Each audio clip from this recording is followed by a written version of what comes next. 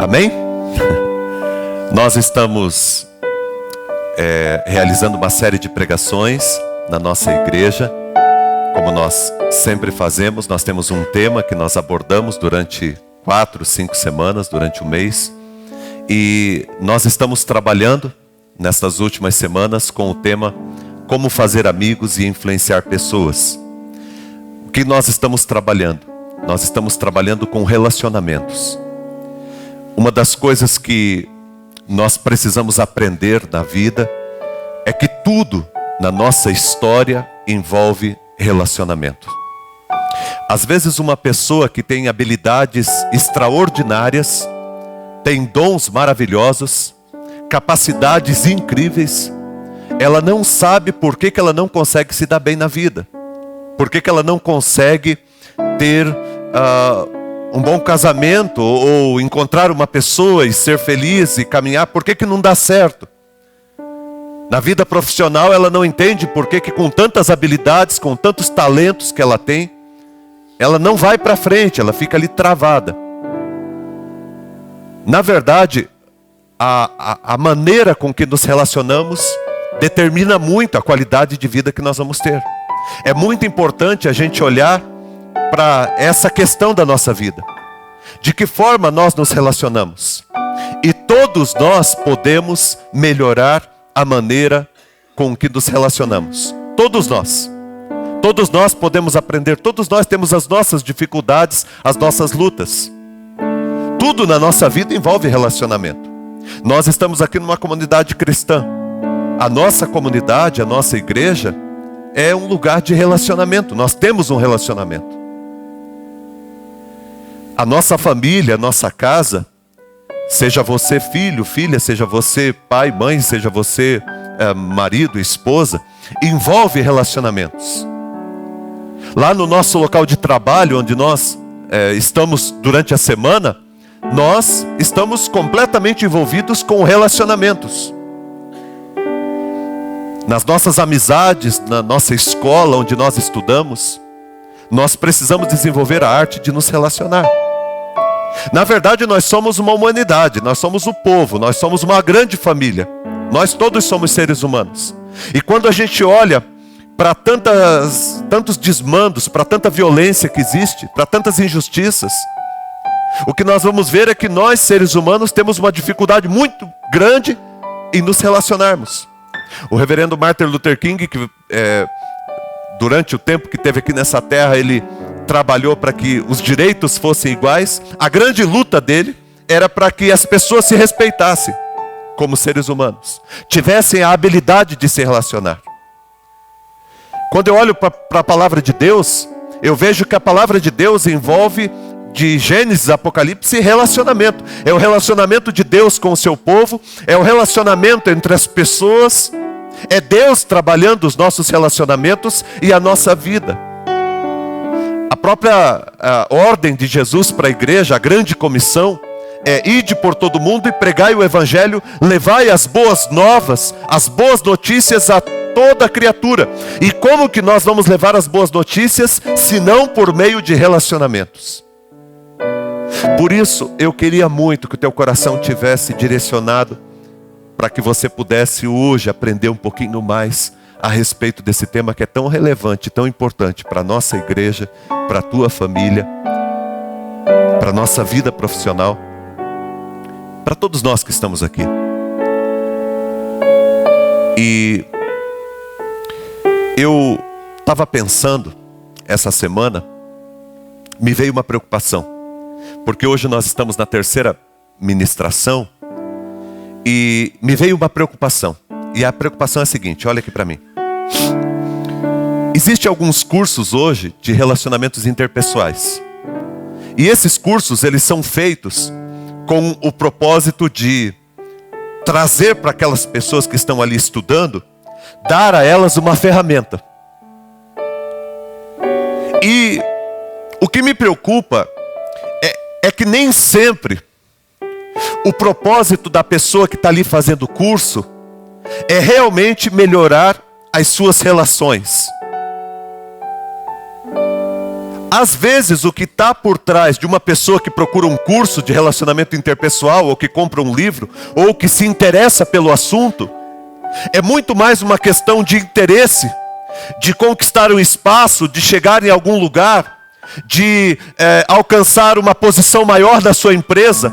Então eu tenho que adquirir a habilidade de me relacionar bem, para que eu possa galgar e chegar num ponto mais alto. E esse não é bem o propósito daquilo que nós estamos fazendo aqui. Nós não estamos aqui com o propósito, com a vontade, o desejo de aprendermos técnicas que irão nos levar a uma vida profissional mais excelente, a uma conquista na nossa vida. Quando nós estamos tratando relacionamento aqui na comunidade, eu quero ir um pouco mais além, eu quero algo que seja mais real.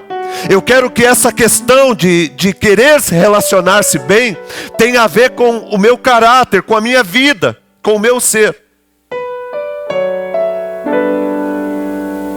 Uma mudança que acontece dentro de mim. E não é apenas estética, não é apenas por um interesse. Quando eu estava pensando nisso, eu encontrei um poema do escritor William Davis. E é muito interessante, presta atenção. Caráter é o que somos. Reputação é aquilo que os outros pensam que nós somos. As circunstâncias entre as quais você vive determinam a sua reputação. A verdade em que você acredita determina o teu caráter. A reputação é o que acham que você é. O caráter é o que você realmente é. A reputação é o que você tem quando chega a uma comunidade nova. O caráter é o que você tem quando você vai embora. A reputação é feita em um momento. O caráter é construído em uma vida inteira. A reputação torna você rico ou pobre. O caráter torna você uma pessoa feliz ou infeliz. A reputação é o que os homens dizem de você junto à sua sepultura. O caráter é o que os anjos dizem de você diante de Deus.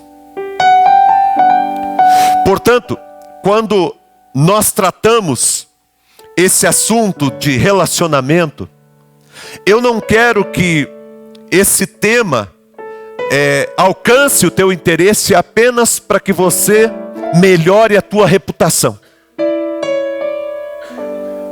Quando nós trabalhamos esse tema de relacionamento na comunidade, eu quero que você olhe para esse tema como algo que precisa ser trabalhado no teu caráter. E é assim que eu estou olhando para a minha vida. Não é apenas algo que eu faço com interesse, de querer crescer e de querer me tornar alguém mais importante e mais admirado. Mas, quando eu penso em relacionamento, eu penso no meu filho, que eu amo, na minha esposa, que eu amo, na minha família, que eu amo, na comunidade que eu amo, que são vocês, nesse mundo que eu vivo e que eu amo as pessoas e tenho que lutar para que as pessoas, para que Deus esteja fazendo algo ali que melhore a vida dessas pessoas e ser um instrumento de Deus na história. Não é apenas reputação, é caráter. É deixar Deus trabalhar dentro da gente. Quando eu fiquei pensando, a palavra hoje, eu sempre gosto de ter um título para a palavra do dia. O tema é como fazer amigos e influenciar pessoas, mas o título da ministração de hoje veio de uma conversa que eu tive uma vez com uma moça, com um rapaz.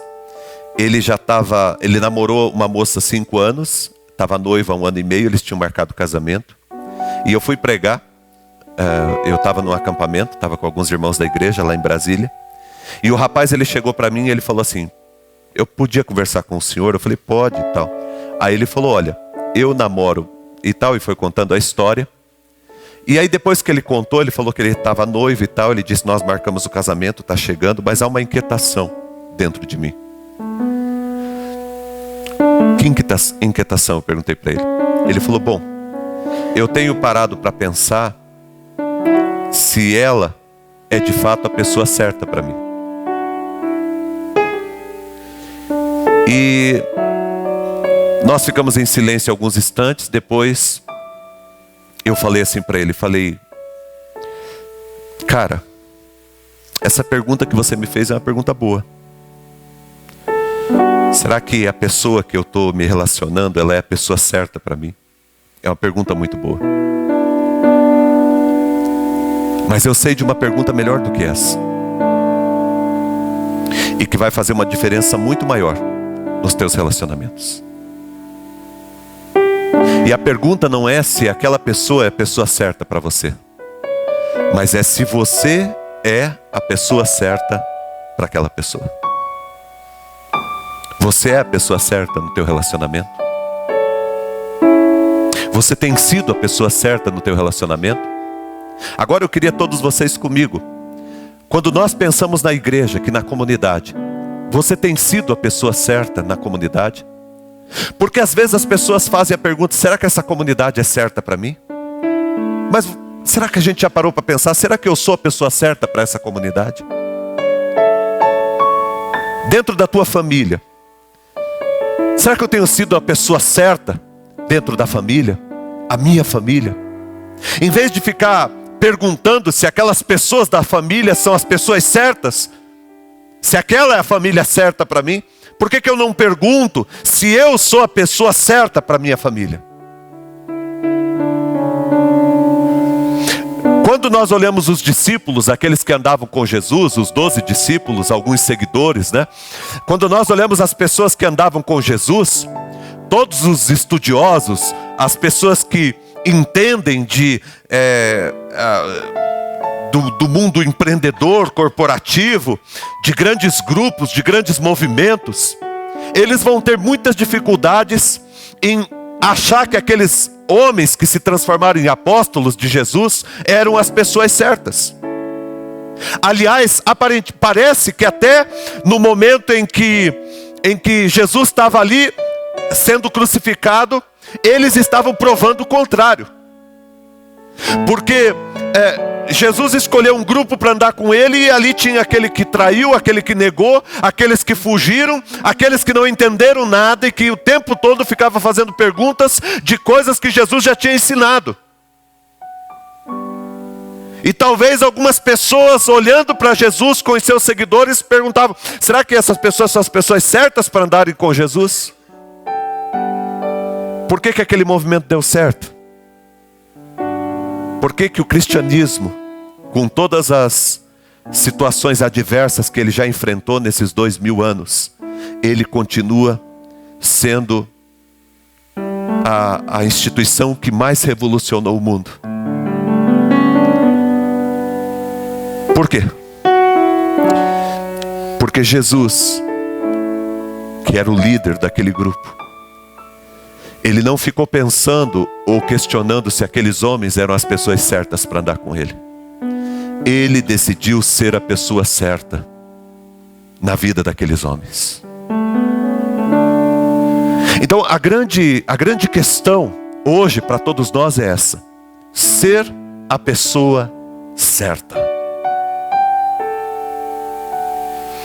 E me veio ao coração aquele texto de Jesus, aquele texto muito conhecido. Nós vamos acompanhar aqui. Eu coloquei o texto todo aqui atrás para facilitar, para a gente um pouquinho mais rápido. João capítulo 13, os versos de 1 a 17. Aquele texto que fala que Jesus pega uma bacia com água, Jesus coloca uma toalha, né? E nos seus ombros, e ele vai então lavando os pés dos discípulos. E é uma situação muito interessante, até constrangedora para alguns daqueles discípulos. O texto bíblico diz assim, presta atenção, gente. Ora, antes da festa da Páscoa, sabendo Jesus que era chegada a sua hora de passar deste mundo para o Pai, tendo amado os seus que estavam no mundo, amou-os até o fim.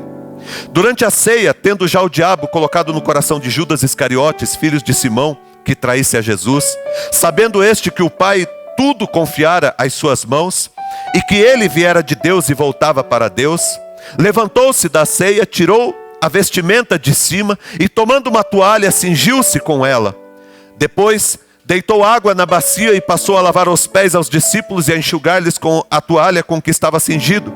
Aproximou-se, pois, de Simão Pedro, e este lhe disse: Senhor, tu me lavas os pés a mim? Respondeu-lhe Jesus: o que eu faço não sabes agora, compreendê-lo-ás depois. Disse-lhe Pedro: nunca me lavarás os pés. Respondeu-lhe Jesus: se eu não te lavar os pés, você não tem parte comigo.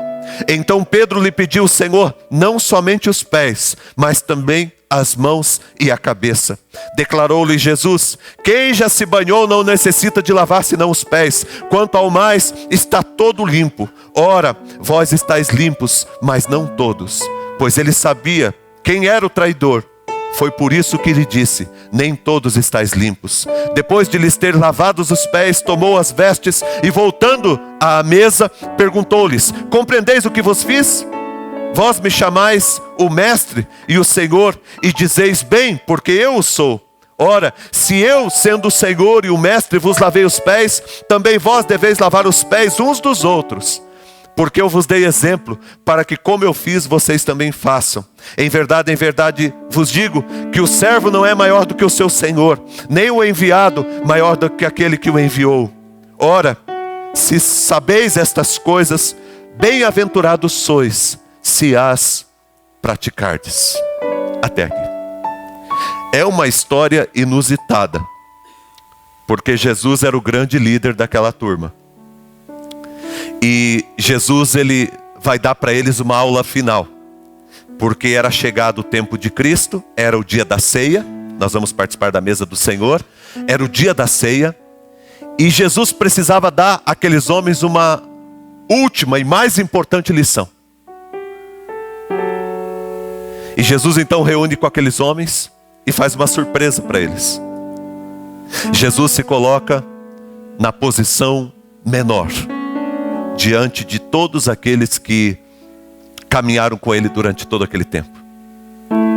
Homens que viram sinais, que viram maravilhas, homens que ficaram impressionados com a palavra de Jesus, que ficaram extasiados com as coisas sobrenaturais que ocorreram, agora estavam vendo o seu Senhor numa posição menor, diante deles, com uma bacia, uma toalha, e curvado para lavar-lhes os pés.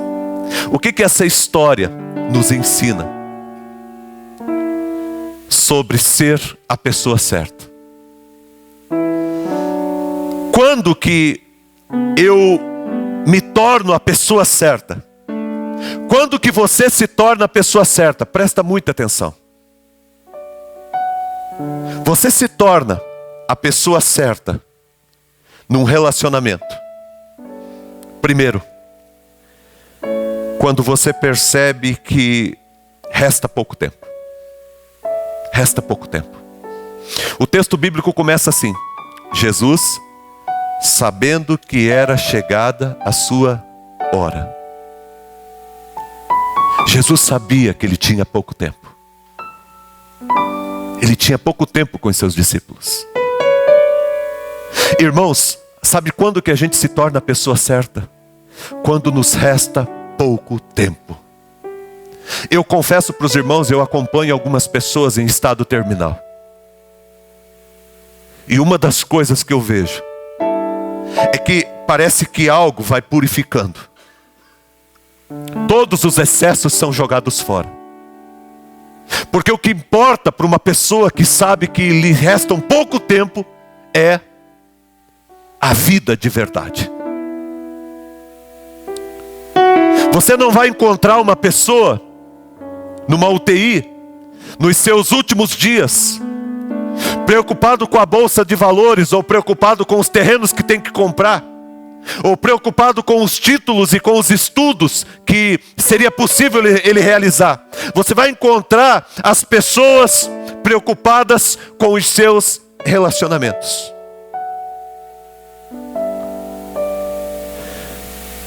Eu gosto muito de ver algumas palestras. Eu ouço sempre pela internet palestras da TED.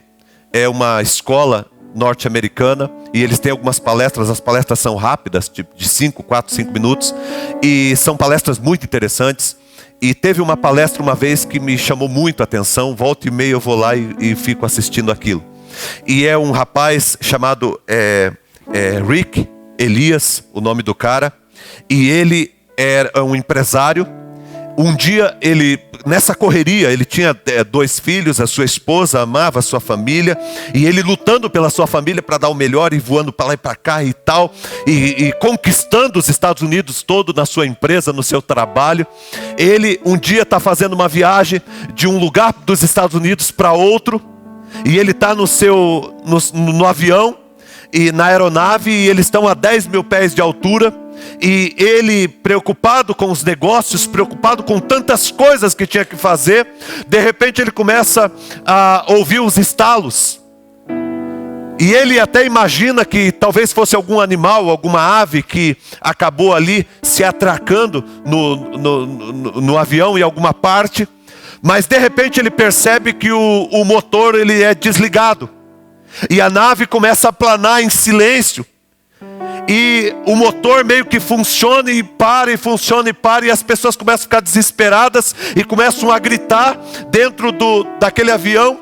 E ele se agarra, ele olha, a aeromoça está branca, segurando, e o avião ele fica ligando e desligando e vai baixando, e o piloto fazendo de tudo para manter a aeronave, até que chega num determinado momento em que ele ouve 3 palavras. E as 3 palavras que saem da cabine é: prepare-se para o impacto.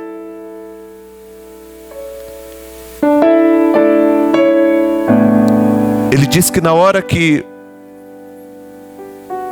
ouviu-se essa frase, houve um silêncio extraordinário dentro daquela aeronave.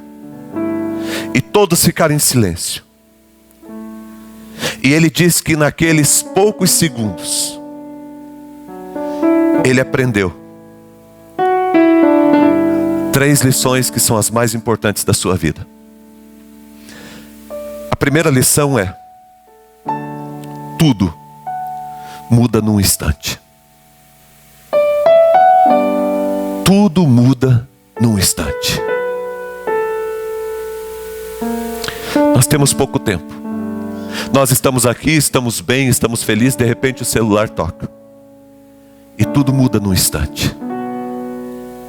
Estamos cheios de projetos, cheios de planos, pensando no nosso futuro, achando que vamos viver muito, e de repente, uma notícia, um resultado, alguma coisa, porque tudo muda num instante. E ele tem uma frase que ele coloca lá que é o seguinte: eu costumo colecionar vinhos ruins. Os bons eu tomo todos. Com as pessoas que estão próximas de mim. Tem gente que vai deixando a vida para depois. E vai deixando os relacionamentos para depois. Mas saiba que tudo, de repente, pode mudar num instante. A segunda lição: perdi tempo demais com coisas sem importâncias, com pessoas importantes para mim. Essa foi a segunda lição que ele aprendeu. Eu perdi, tempo demais com coisas que não eram importantes, com pessoas que eram muito importantes para mim. Sabe quando a gente fica com aquela picuinha, quando a gente fica com aquela chatice, quando a gente vai deixando a raiva, o ódio, o ressentimento, as disputas tomarem conta do nosso relacionamento, da nossa vida. Quando nós vamos deixando coisas pequenas e minúsculas minarem o nosso relacionamento e a nossa vida. Perdi tempo demais com coisas sem importância, com pessoas que eram importantes para mim. E aí ele diz o seguinte: é melhor relacionar-se bem com quem se ama do que querer sempre ter a razão. E a terceira lição: quero ver as pessoas que eu amo crescerem. Sabe o que ele diz? No avião ele disse o seguinte: o mais importante da minha vida é ver meu filho crescer, minha filha crescer. E ele não via a hora de voltar para casa, desmarcar aqueles compromissos que, ainda que fossem importantes para conquistas materiais, estavam roubando o mais importante. E poder ir na formatura da sua filha na escola, ver ela dançar. A gente às vezes não vê os filhos crescerem. Às vezes a gente não vê que o tempo passou. Talvez olhe no rosto da esposa, do esposo, e de repente você começa a perceber que tem rugas. E você diz: o tempo passou, e a gente nem notou. Os cabelos começaram a ficar brancos e a gente está numa correria e a gente nem percebeu. E a frase que me chocou foi essa: recebemos a dádiva de não morrer. Naquele dia, recebemos a dádiva de não morrer hoje, mas recebemos uma outra dádiva, que podemos olhar para o futuro, voltar e viver de um jeito diferente. Nós todos recebemos a dádiva de Deus de estarmos vivos, mas nós todos recebemos a dádiva de Deus de podermos fazer um caminho diferente. Irmãos, olhem aqui para mim. Nós temos menos tempo do que precisamos para estar com as pessoas com quem amamos. Você pode estar casado, eu sou casado com a Simone há 10 anos, nós podemos ficar casados 60 anos. Mas o amor que há entre nós vai fazer com que daqui 50 anos, quando um não estiver mais perto, o outro vai dizer assim: o tempo foi tão curto, foi tão pouco tempo que a gente ficou junto. Porque quando existe amor, todo o tempo do mundo não é suficiente. O problema é que às vezes a gente se apega a coisas e se esquece do real valor das pessoas que amamos. Quantas pessoas hoje, lembrando da sua família, lembrando do seu pai, lembrando da sua mãe, lembrando dos seus filhos, não diriam assim: eu queria ter um pouquinho mais de tempo. Hoje o Benjamin está com 3 anos e meio. Rapidinho, pastor André, rapidinho ele vai ter 18. Ele vai ter 20. Ele vai ter 27. Não é assim, Luiz? O tempo passa muito rápido. Eu não vou mais poder pegar ele no colo a hora que eu quero. Você que tem mãe, que tem pai, aproveite, curta, ame, diga. Valorize os teus relacionamentos com os teus filhos. Valorize o teu relacionamento. Irmãos, nós podemos ter perdido muitas coisas, e nós perdemos, e aqui tem pessoas que perderam. Mas nós temos muitas coisas, e devemos valorizar o que temos e aprender com o que temos. Há 3 coisas mais difíceis, dizia Benjamin Franklin. As 3 coisas mais difíceis do mundo são: guardar um segredo, perdoar uma ofensa e aproveitar o tempo. Há uma frase desconhecida que diz o seguinte, de um desconhecido que diz o seguinte: aproveite cada minuto de sua vida, pois o tempo não volta. O que volta é a vontade de voltar o tempo. E quando a gente olha para Jesus nesse texto, no versículo 1 ali, do capítulo 13, Jesus sabia que tinha pouco tempo. E aí o versículo ele termina da forma mais extraordinária que possa existir. O texto diz que Jesus amou os seus e amou até o fim. Amou até o fim. O que significa amar até o fim? Jesus foi traído por Judas, mas não deixou de amá-lo. Jesus foi negado por Pedro, mas não deixou de amá-lo. Jesus foi abandonado por todos, mas não deixou de amá-los.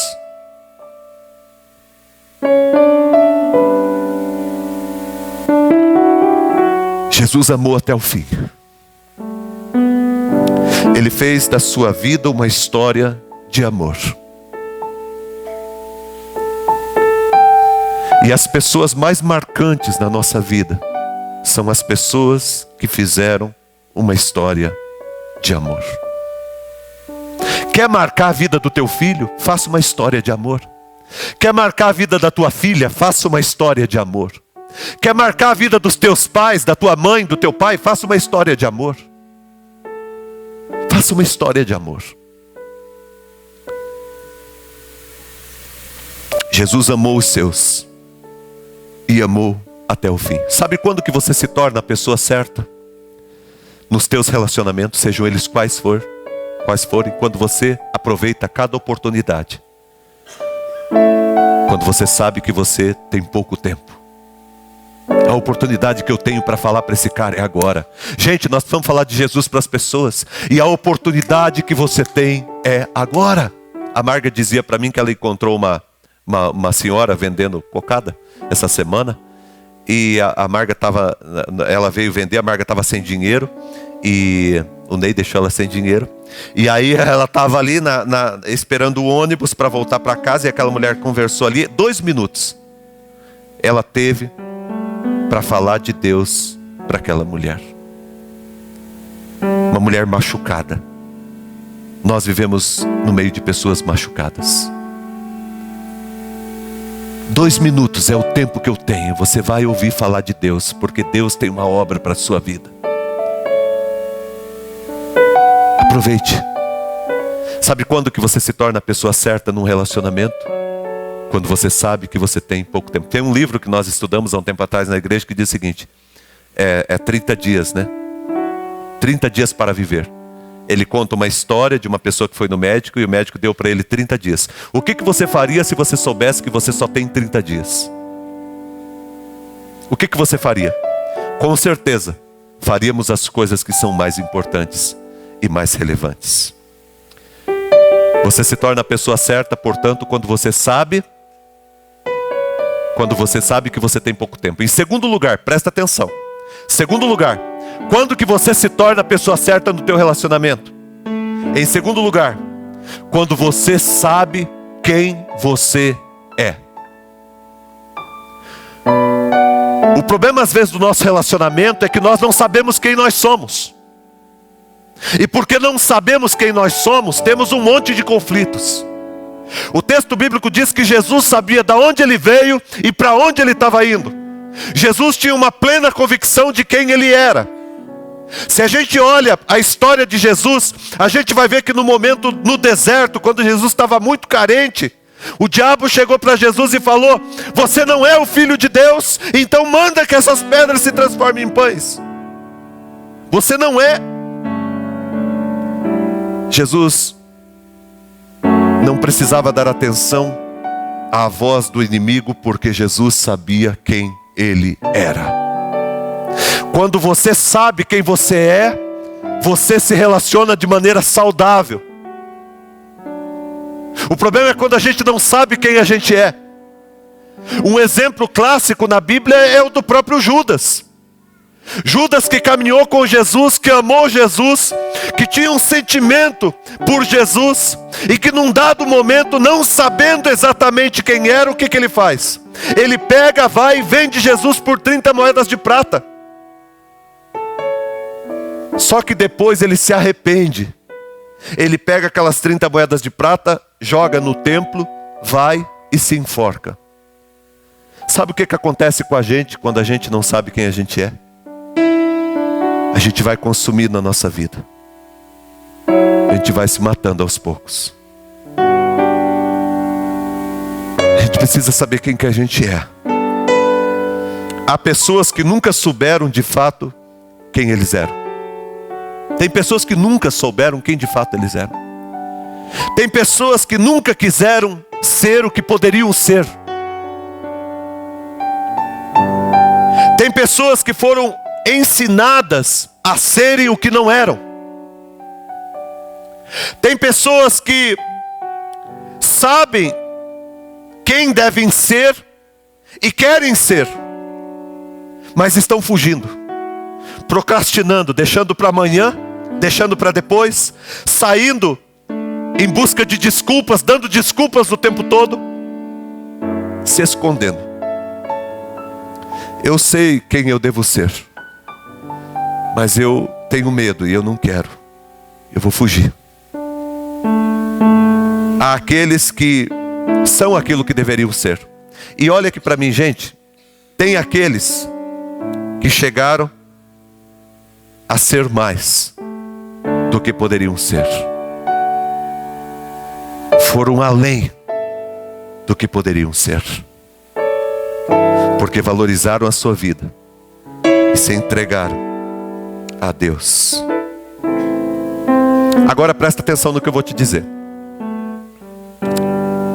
Quem sabe quem é, pode até ser menos do que é. Quem não sabe está o tempo todo querendo ser mais do que é. O tempo todo ele está querendo ser mais do que ele é. Mas quem sabe quem é, pode até ser menos do que é. É isso que faz com que Jesus pegue uma bacia com água e saia a lavar aos pés o seu discípulo. Porque quem sabe quem é, pode ser até menos do que é. Porque ele sabe quem ele é. Ele sabe quem ele é. Jesus diz: eu vim do Pai e para o Pai eu vou. Eu sei quem eu sou. E porque eu sei quem eu sou, eu posso ser até menos do que eu sou. Quem não sabe quem é, está o tempo todo querendo ser mais do que é. O tempo todo está galgando sucesso, o tempo todo está galgando um patamar acima, o tempo todo está querendo juntar coisas e possuir coisas, porque ele não sabe exatamente quem ele é. E aí ele fica o tempo todo vendendo os seus valores, os seus projetos e os seus verdadeiros sonhos por moedas de prata, por vontades e desejos, e a vida dele vai sendo consumida, porque ele não sabe quem ele é. Mas quem sabe quem é, pode até ser menos do que é. Para um cara que construiu uma vida e uma história, por exemplo, vou pegar um exemplo, um cara que construiu uma vida e uma história empresarial, que é um homem que cresceu, que construiu uma história, provavelmente ele não terá problema nenhum em pegar uma vassoura um dia e varrer alguma parte da sua empresa e as pessoas olharem. Não tem problema nenhum. Porque ele sabe quem ele é. Agora a pessoa que não sabe quem é, não, eu não posso fazer isso porque o que vão pensar? Quem sabe quem é, não está nem um pouco preocupado com o que os outros vão pensar. Porque o que importa para mim não é o que você pensa sobre mim, mas é a convicção que eu tenho de quem eu sou. Quem sabe quem é, não permite atitudes patéticas. Lembra de Jesus quando ele vai para Pedro? Está chegando a bacia em Pedro e Pedro já começa a puxar o pé para o lado. E na hora que Jesus se aproxima de Pedro, Pedro diz: você tem certeza que você vai querer lavar meu pé, mestre? Jesus diz: não, eu vou lavar o teu pé. Ele diz: o meu pé você não lava. De jeito nenhum o meu pé você não lava. Jesus diz: Pedro, para. Para com essa criancice, para com essa coisa, sabe, tão pequena. Para com isso, Pedro, eu não admito essas coisas. Uma pessoa que sabe quem é, ele não fica dando valor a picuinhas, a coisinhas pequenas.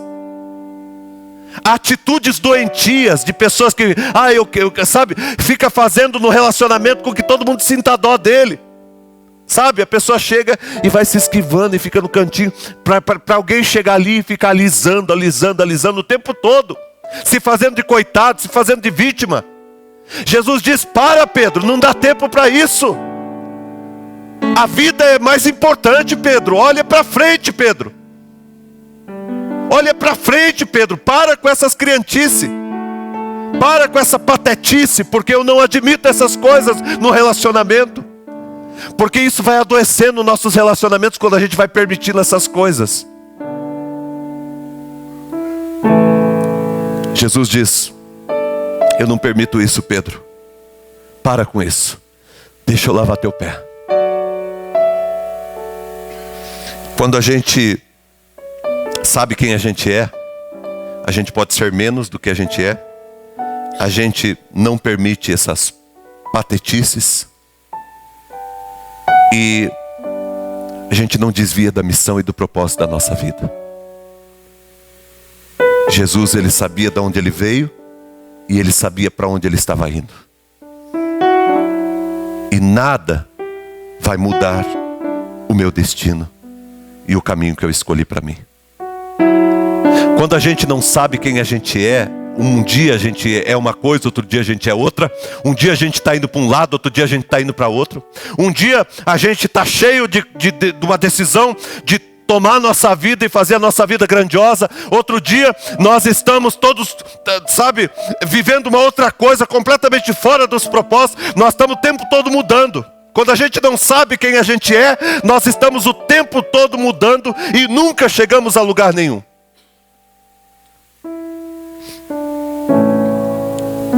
A primeira lição para você ser a pessoa certa é: saiba que você tem pouco tempo. Quem sabe que tem pouco tempo, aproveita o tempo que tem. A segunda lição é: você tem bons relacionamentos e você se torna a pessoa certa do relacionamento quando você sabe quem você é. A terceira lição que esse texto nos mostra, que eu vejo como extraordinária, é que nós somos a pessoa certa quando nós temos a consciência de que estamos dando exemplo. Presta atenção, gente, essa parte é muito importante. Tudo que eu faço, eu não faço só para mim. Eu não faço só para o meu círculo de casa. Eu faço, é um exemplo. É uma manifestação que eu estou deixando. É um legado que eu estou deixando. Jesus diz, olha, no versículo 15, Jesus diz assim: eu vos dei o exemplo, para que como eu fiz, vocês também façam. Sabe quando que a gente se torna a pessoa certa? Quando a gente tem consciência de que nós estamos dando exemplo, de que nós estamos influenciando pessoas. Lá no teu local de trabalho, as atitudes que você tem, a forma que você convive com as pessoas, você está dando exemplo. Na tua casa você está dando exemplo. Eu lembro de um menino de 3 anos e meio falando os palavrões mais horríveis que se pode conhecer. Palavrões que eu nunca falei. Uma criança de 3 anos e meio falando. Ele aprendeu com quem? Ele aprendeu com seu pai.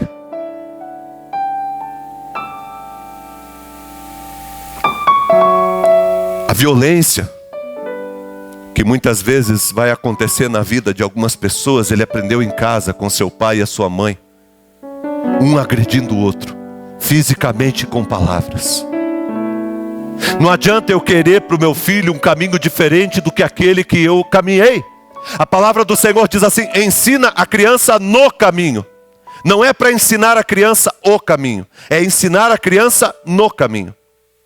A palavra de Deus diz que o marido santificado santifica a sua esposa, e a esposa santificada santifica o seu marido. Nós estamos dando exemplo o tempo todo. Aqui na comunidade você está dando exemplo. Lá na escola você está dando exemplo. No teu local de trabalho você está dando exemplo. Nós estamos dando exemplo o tempo todo, nós estamos influenciando. E se nós queremos um mundo melhor, se nós queremos relacionamentos melhores, isso começa em nós. Sabe quando que você se torna a pessoa certa? Quando você sabe que você tem pouco tempo e você aproveita o tempo que tem. Quando você, em segundo lugar, fugiu aqui. Quando você se torna a pessoa certa. E em terceiro lugar, quando você tem a consciência de que você está dando exemplo. Você está dando exemplo. As pessoas da tua comunidade vão se tornar como você. As pessoas da tua casa vão se tornar como você. As pessoas da tua escola vão se tornar como você. Porque nós estamos dando o exemplo. Sabe o que Paulo diz em Colossenses capítulo 3? Paulo diz assim: sede meus imitadores como eu sou de Cristo. Olha o que Paulo fala. Sejam meus como eu sou de Cristo. É como se o Ney dissesse assim: Israel, Késia, sejam meus imitadores como eu sou de Cristo. É como se a Joyce falasse: sejam meus imitadores como eu sou de Cristo. É como se eu, pastor, chegar aqui para vocês e dizer: irmãos, sejam meus imitadores como eu sou imitador de Cristo. Nós estamos dando exemplo. Você se torna a pessoa certa quando você sabe que você está dando exemplo. Eu vejo o Benjamin fazendo coisas que eu faço. Com 3 anos ele faz coisas que eu faço. Nós estamos dando exemplo. O texto diz assim: também vós deveis lavar os pés uns dos outros. Agora, gente, presta atenção para você entender um pouco da teologia que está aqui. Olha o que Jesus disse para Pedro. Jesus diz assim para Pedro: eu vou lavar os pés de vocês. Na hora que Jesus chega em Pedro, o que Pedro fala? Você não vai lavar meu pé. Aí Jesus fala assim para Pedro: Pedro, eu vou lavar o teu pé. Presta atenção. Aí Pedro diz: então não vai lavar só meu pé, você vai lavar minha cabeça, você vai dar um banho em mim completo. Aí Jesus diz para eles: aquele que já se banhou não precisa tomar um novo banho, senão lavar os pés. Olha só o que Jesus estava falando. Agora eu vou explicar para vocês. Você vai entender. O Rogério, ele aceitou Jesus como Senhor da vida dele. Então ele foi lavado pelo sangue do Cordeiro. Ele foi limpo pelo sangue do Cordeiro. Ele é uma nova criatura em Cristo Jesus. Ele já foi limpo, ele é uma nova criatura em Cristo Jesus. Ele foi lavado. Agora, o Rogério, ele vai sair daqui a pouco e vai passar a sua semana no seu trabalho, na sua vida. No próximo final de semana, quando ele chegar aqui, ele vai vir para a comunidade, limpo, lavado e redimido pelo sangue do Cordeiro. E o que nós, comunidade, vamos fazer com ele, como irmãos em Cristo? Lavar-lhes os pés. Porque nos caminhos que nós caminhamos, muitas coisas vão acontecendo e às vezes os nossos pés vão ficando sujos. O banho foi Cristo quem nos deu. Nós somos uma nova criatura em Cristo Jesus. Mas nós fomos chamados por Deus para lavarmos os pés uns dos outros.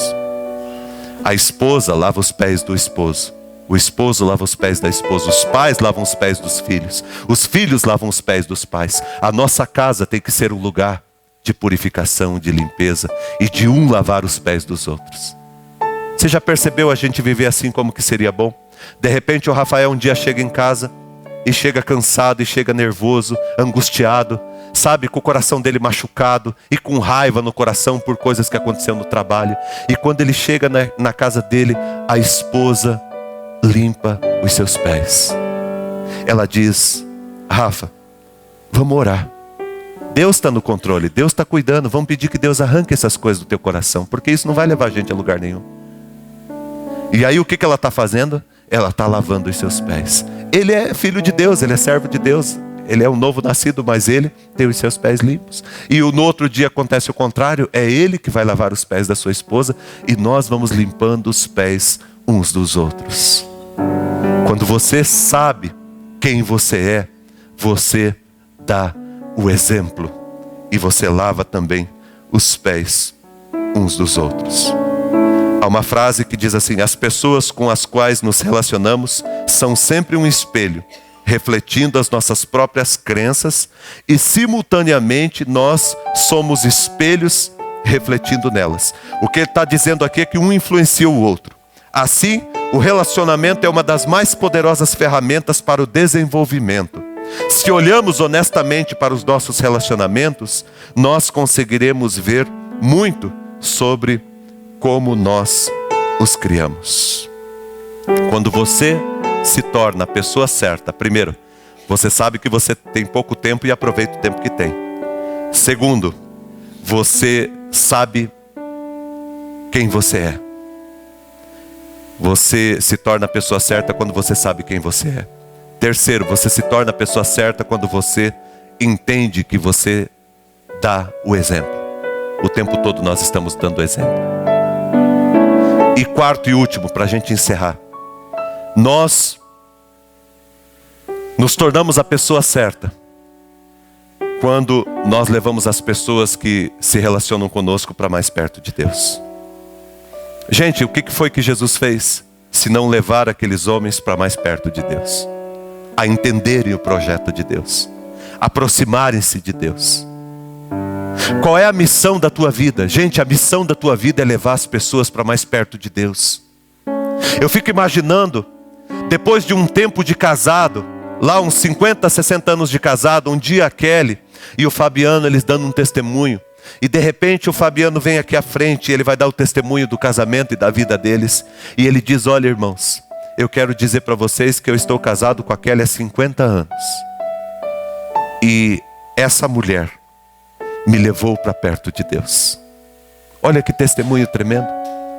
Você imagina o meu filho daqui um tempo, daqui uns anos, o meu filho chegar num dia, num testemunho, e dizer para as pessoas: olha, o meu pai, ele me levou para perto de Deus.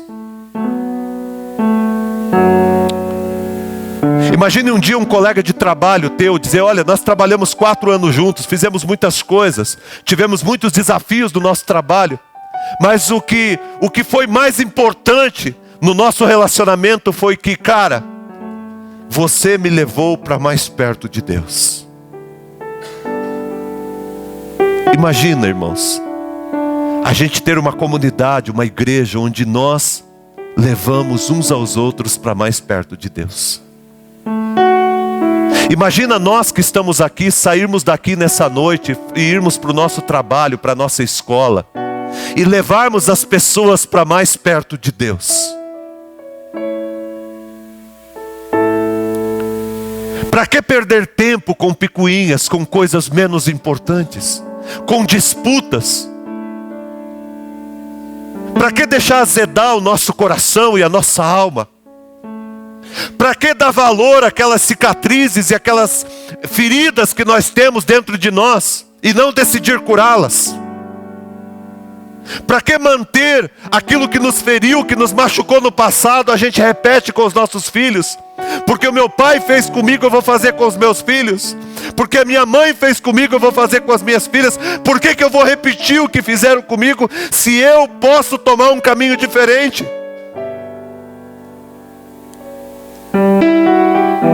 As batalhas e as disputas não vão nos levar a lugar nenhum. Eu falei na semana passada uma frase do Gandhi, que eu vejo como extraordinária. Ele, parafraseando a Bíblia, ele diz o seguinte: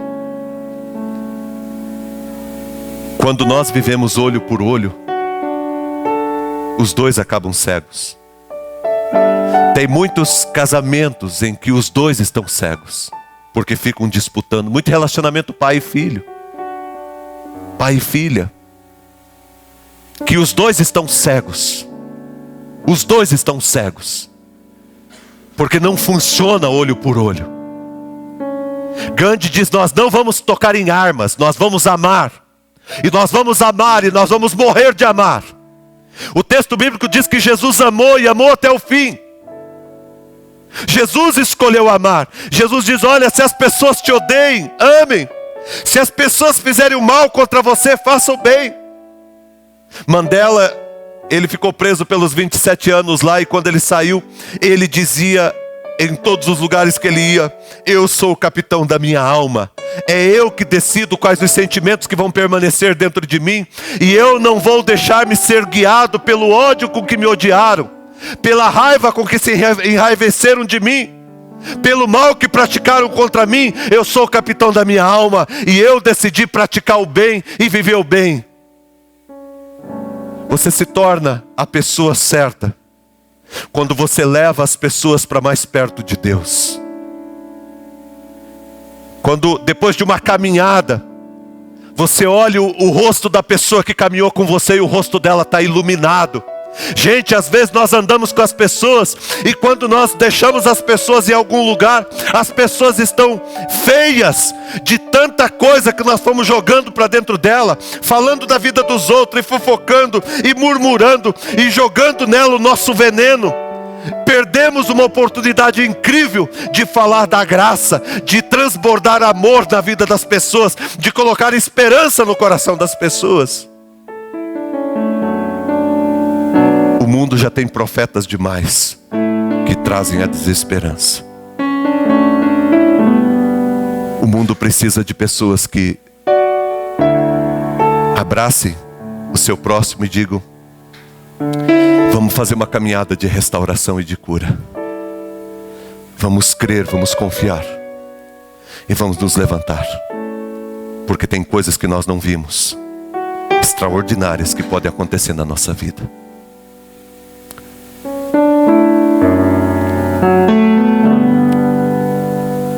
O último versículo, a última frase do texto bíblico que nós lemos, Jesus diz assim: vocês serão felizes se vocês praticarem estas coisas.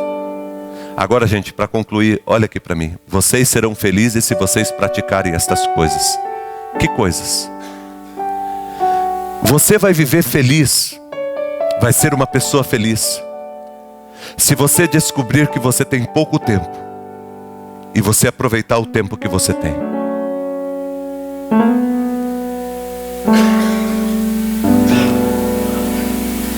Não prenda o teu olhar no tempo que você não tem. Aproveite o tempo que você tem. Aproveite o hoje. Você vai ser feliz se você souber quem você é. Porque quem não sabe quem é, não consegue ser feliz. Você vai ser uma pessoa feliz e plena se você souber e entender que você está dando exemplos, e que o mundo depois de você pode ser um lugar melhor ou um lugar pior. E você vai ser feliz se você levar as pessoas para mais perto de Deus. O melhor relacionamento do mundo é aquele relacionamento no qual nasceu Deus. E Deus cresceu ali dentro.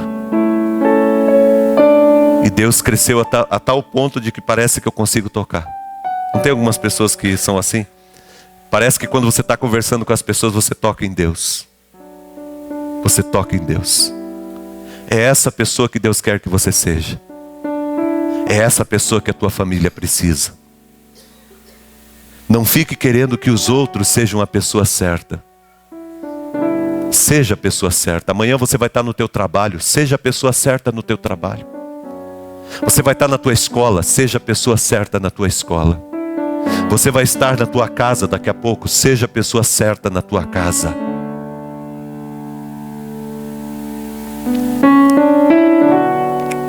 Último slide. Eu peguei a do filme A Cabana, do livro A Cabana. Eu quando li esse livro, faz bastante tempo já, eu costumo riscar algumas frases, e eu risquei essa frase, lembrei dela e fui atrás. Diz assim: cada relacionamento entre duas pessoas é absolutamente único. Por isso, você não pode amar duas pessoas da mesma maneira. simplesmente não é possível. Você ama cada pessoa de modo diferente, por ela ser quem ela é e pela especificidade do que ela recebe de você. E quanto mais vocês se conhecem, mais ricas são as cores desse relacionamento. Pode colocar o outro. A melhor forma de receber é dar de si mesmo. Quer que a pessoa com que você se relaciona se abra para você? Se abra para ela. Quer que a pessoa que você se relaciona, ela se quebrante, ela seja mais verdadeira com você? Se quebrante e seja mais verdadeiro com ela. Foi isso que Jesus fez, irmãos. Jesus pegou a toalha e a bacia.